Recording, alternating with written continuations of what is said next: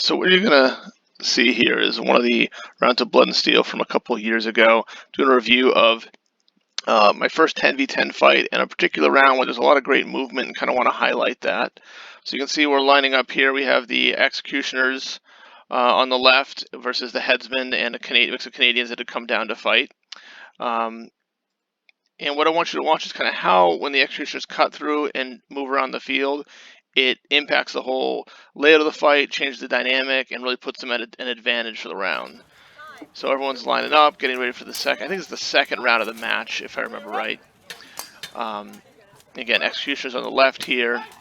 My team, I'm on the far left by the rail. This is the first time I've been in any 10v10. I'm a little hesitant, if I'm honest, trying to figure out what to do. You see that cut through. I think that was Greg Fisher who cut through there into the backfield.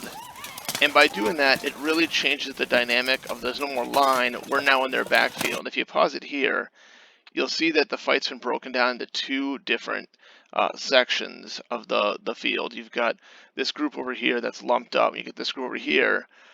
But because Greg got into the backfield and kind of pushed them into a ball, essentially, it's allowing our middle people to stand and be observant and not be engaged and look for opportunities.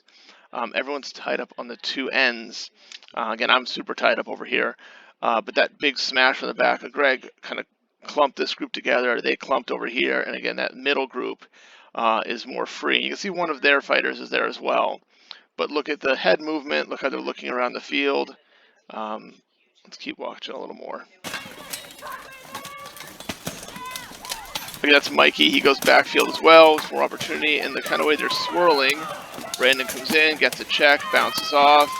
Another check and bounces off. You can see how they're just kind of moving around. And there's another one from behind. Another one from behind. And at this point, we're up 3 bodies maybe. And allowing ourselves to just maneuver around and look for opportunities. I'm down here squishing a person to the ground, which I got. Got a couple free chops in.